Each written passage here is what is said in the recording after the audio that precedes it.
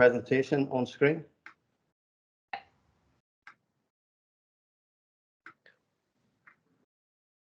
We can see it, John. Yeah.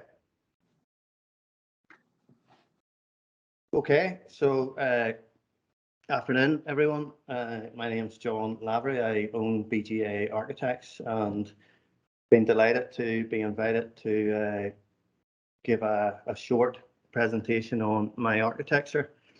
I've entitled it a Wedge Trilogy, but you will notice an asterisk there, so other house shapes are available. I'd like to explore three houses from the last 15 years, starting with a 007 house, which was done in 2007, and then Maison Wedge 2013, right till the current one, which is Geomatrix. So I can't believe it's been 15 years, these three houses. I've qualified from Queen's actually 20 years ago this year, so it's been a great 20 years. The first house is in Hollywood, and as I say, it was given the nickname 007 house because the job number ended in 007. It's a 5-story house. It's been the steepest site that I've worked on, and on the lower sort of 3 stories you could not see anything. And once I scrambled up the hill and got at the higher level up here, panoramic views of Belfast Lough presented themselves. So it was really this idea of a cone of vision, the cross section of an eye, which arose to this fascination of wedge-shaped spaces and volumes inside. And then basically the house was then anchored by bedrooms and garaging and en-suites and things which didn't have the primary view. And then this idea of the wedge-shaped cross section of an eye, where we get views of Belfast Lough kind of sat on top of that. That's it from the other side. Again, very evident that we've got this very solid block. There's a circulation space sort of in between. So you enter at the low level and you see basically up 4 stories, which takes you up to this sort of volume, and which has a mezzanine sort of, so you've kitchen, living, dining in here and a mezzanine above. There is a lift in it, just carrying the shopping bags up 5 stories, so there is a lift in the house. It's kind of sandwiched in between the historic house, and you'll see a slide later on, and another house up a very tight private lane. This is a view then from up at the 4th, 5th story. You can see the historic building here. We kind of referenced there's timber cladding on it, and that's really what gives rise to this timber clad volume at the top. So here we've got a kitchen and a wee kind of reading space, dining space. You just see the stair, which takes us up to the mezzanine, which then looks just incredible views out over the loch. That's the space internally. So in plan, that's the stair rising up there. You come up this circulation space into living, dining, kitchen, totally open to the woodland at the back and to Belfast Lough at the front. Down below is a bedroom block. The blocks on the bedrooms, en-suites and lift are kind of repeated on 3 stories exactly. And then you've got a master bedroom with walk-in dressing space in behind, and then en-suite and separate loo. That is, I suppose, the pinnacle of the house, where up at that level you've got these panoramic views out towards Belfast Lough. Interestingly enough, one half of this client suffers vertigo, so I don't know how that has got any worse or any better, but just we always had a bit of a chuckle as the house progressed up through the stages of the superstructure. That's it from the woodland at the back, and you can see basically just the severity of the slope right up to the woodland here, and that photograph is kind of just taken with the view out towards Belfast Lough. And actually the wedge shape has a twist, so on one you can see here that one side of the house is a lower pitch than what the other pitch is, and this gives this kind of, you could just about see the twisting form. of that roof, and then that is also repeated on other houses. Yeah, so that is the first house. The second house is on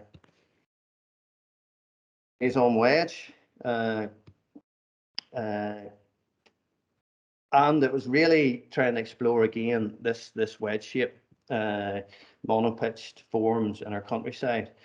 This topography is completely opposite to the house we've just talked about, in that it is exactly flat. So basically what we've done here was kept the circulation space, or the entrance space, in the middle of the house, and then rather than the bedroom blocks being stacked vertically, they are basically stacked horizontally in this sleeping block. And that then is a similar shape in terms of repeating the previous timber frame, timber clad form. So really the idea here was this sculptural object for living in. We had done 2 previous house designs on this site, so we were very familiar with both the site and in terms of what mass and what scale of building we could get approved in terms of planning. Planning was approved with no amendment, and extraordinarily quickly, in 12 weeks, and maybe that was to do with the previous planning history. So in an essence then, basically you have 2 wedge shapes, one for living in and one for sleeping in. The living block is clad in fibre cement panels, and the sleeping block is cedar cladding. That's just a shot from around the back, the entrance courtyard, and you can see again that idea that the roof is twisting by virtue of all of the sides of each of the rectangles has a different pitch, which is a real headache in terms of construction, but it really creates some really nice spaces inside. The plan, in contrast to that, is just very simpler rectilinear. So again, enter in this circulation space, simple bedrooms stacked to one side, the master bedroom to the far end of the house, which has the highest floor to ceiling height. These wedge shapes are expressed both externally and internally. Here we've got the garage. In here, utility, kitchen, dining, living space. That's a view from inside. So obviously kitchen looking back out to the cedar clad bedrooms towards Strangford Lock in the distance, and then a stair coming up to your mezzanine living space. Just another view from the western side, looking back at the various islands on Sketwick Island and various other ones of Strangford Lock, and then you can see just how monolithic. So that's that elevation and drawn here, and how monolithic that actual wedge shape is. And initially, the presentation to the planners was to explore monopitch barns that pepper themselves across not only this part of Northern Ireland, but all parts, and using agricultural materials that have these tongue and groove. These aren't tongue and groove board, they're open slatted, again reminiscent of some agricultural buildings. It's another one from the inside. The staircase up, again, just very supported at the bottom and the top, not interrupting the view. And there you can see some roof lights just getting that afternoon sun flooding into the space. And again, as the previous house, this pinnacle sort of wedge-shaped view out into the landscape. Just a parting shot on that. Just again, you can see the nice geometries in the 2 various forms. The next house, one last one off the courtyard. Again, what we've done, just looking at this, is we repeated the landscape was all various geometries, no radii and stuff in the parking layouts, and some of the spaces. So if I just rewind back, so that shape there actually repeats itself in one of the evening patios on the ground. The third and final house is one which is just about getting wrapped up, and it was further exploring this idea of pointy shapes in our landscape. And this one's on the Carndoo Golf Club on the north Antrim Coast Road. So we then, as the previous two houses were very simple rectilinear plan forms, this one kind of was a geometric response to the geology that we're all very familiar with up along there. And it was also home to Lawrence Fishburne for 3 or 4 months when he was shooting the latest Dungeons and Dragons movie, which was quite exciting. So here we've got the coast road, the private road up to the golf course, and then we've got this kind of geometric shape. Most of it, that's facing towards the loch. This is a view from the coast road, just looking up back. Again, it's clad in black fibre cement, and the black was echoing the basalt colours found along the coastline. Here you can see where it's no longer rectilinear, it's quite geometric and twisted. Just another view from the other side, so you can see this wedge shape. That white ceiling is external, and we kind of had created these 1, 2, 3 covered spaces that became sort of known as the caves. So we had the entrance cave, the morning cave, and then this private evening cave. This was a sort of a zen-like area, bitten into the overall plan because there was a lot of traffic going on to and from the golf course, and this was very important to the occupants that highly glazed space remain very, very private, which has been the case. Just a picture during construction. So the amazing panoramic horizon that we've got there, and then really the house creating again a bedroom block, a living block, and then a garage and studio block here. Another just snapshot through construction. So in this wedge shape, given a volume inside the space, kitchen area, dining, living, kitchen area opening out to a morning covered space. And that's the view from that covered space looking out towards the sea. And that's basically what was all the focus mainly of the house, was to create this volume which basically responded to the dominant views.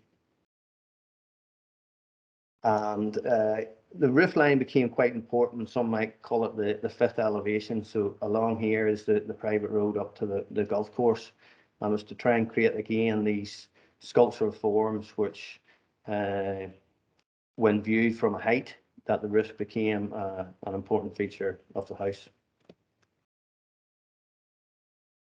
And that is it in terms of my presentation on my architecture. That's great. Thank you very much, John. Very interesting. There'll probably be questions, so anybody want to come forward with a question? If not, I have one. Just wanted to ask about there was concrete. It looked like concrete panels internally.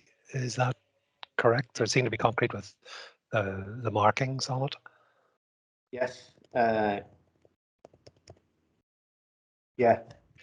There's concrete basically in here. Can you see that, Don? I think it's just coming up. Yes, that was the one. It looked like it was, yeah. Yeah, so that was poured in situ. We had some problems with how it came out of the shutter, which is always an exciting reveal. But basically, there's two main reasons, maybe three. My love of concrete, first and foremost, probably, but you can see there's polished concrete floors as well. So this house is actually a timber frame structure. So really the concrete was in order to try and have some concrete mass within the building, and obviously the floor extends throughout the whole house. But this was actually, rather than that wall, there's obviously the mezzanine living in behind that. But rather than that wall being an external wall that only would radiate thermal mass on one side, it was intentionally put in the middle of that space so we would get it from both sides. That was the idea. Yeah. No, it's interesting. I caught my eye. Just that was good to see. John, how do the three houses perform in terms of energy performance? And will you be able to, for your next edition of Season 4. season 4 exactly, will you have to fundamentally rethink things from a sustainability and embodied carbon point of view? Thankfully, Kieran, I don't think I'll have to overhaul that thinking because the last two houses are A-rated houses and perform very, very well. And what we're finding with this is probably cooling houses is becoming more of a thing at this level rather than actually heating houses. So I don't believe we'll have to overhaul that thinking, That's great.